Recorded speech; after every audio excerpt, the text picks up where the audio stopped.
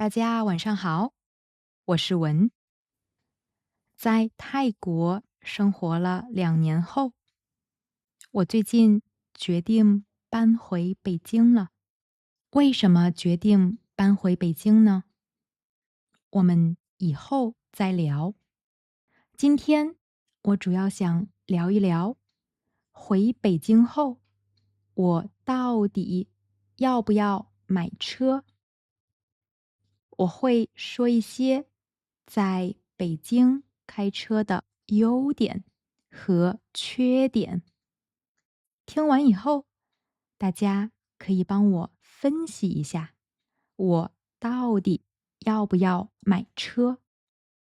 如果我决定买车，我现在面临的最大问题就是没有车牌号。车牌号就是汽车的号码。在北京，想买车的人先要有一个车牌号，没有车牌号，你就不能开车上路。可是北京的车太多了，路上很堵，空气也不好。为了减少车的数量，北京政府出台了一个政策，就是摇号。摇号的意思就是大家一起报名，然后电脑随机选择，像抽签一样。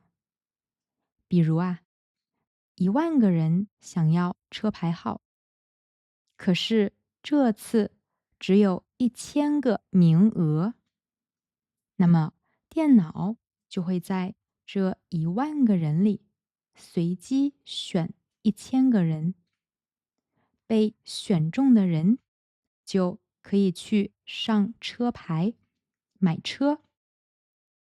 如果没有被选中呢，就要等下一次。在北京，摇号1年只有2次机会，很多人摇了很多年，还没有摇到。因为申请的人太多了，但是名额很少，特别是油车的车牌更难摇到。但是如果我买的是电车，情况会好一些，因为政府希望大家少开油车，多开电车，这样对空气比较好。所以电车的车牌比油车的更容易申请。这个政策的目的呢，主要有3个。第一，减少北京的汽车数量，缓解堵车。第二，减少空气污染，让北京的空气更干净。第三，鼓励大家选择更环保的出行方式，比如电动车、地铁、公交车和骑自行车。如果我摇到号了，买的是油车，还要面临限号的问题。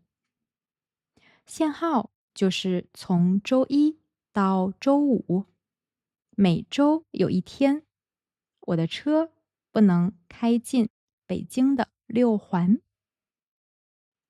北京的早晚高峰特别堵，有的路就算不是早晚高峰，也经常会堵车。而且呢，北京的停车费特别贵，便宜一点的地方停1个小时要6到8块钱，贵的呢，停1个小时甚至要60块钱，还经常找不到停车位。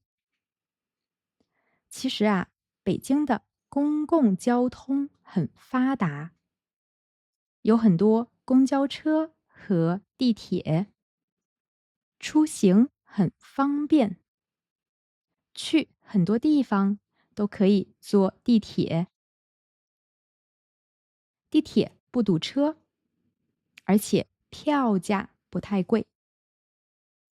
如果不想坐公共交通，用滴滴打车也很方便，基本上随时都可以叫到车。如果跟朋友出去喝酒，也不用叫代驾，可以直接打车回家，省了很多事。不买车呢，还可以省下很多钱，比如买车的钱、停车费、保险费、保养费、加油费，这些钱加起来可是一笔不小的开销。我刚才说了这么多买车的缺点，现在说一说有车的优点。开车比较方便，想去哪里随时都可以去。去远一点的地方也比较方便，比如啊，去郊区玩，去长城，去滑雪场。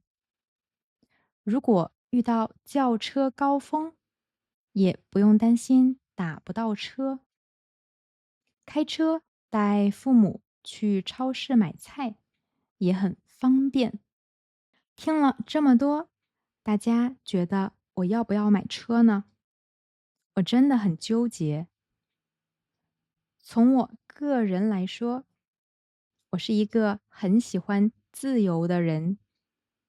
如果我有一辆车，那我想去哪里就可以去哪里，不用等公共交通，也不用担心打不到车。在北京有很多好玩的地方，都在郊区。没有车的话，去这些地方就不太方便。但是呢，我又是一个很怕麻烦的人。摇号这个事对我来说压力很大。如果我一直摇不到号，那买车就只能是一个想法。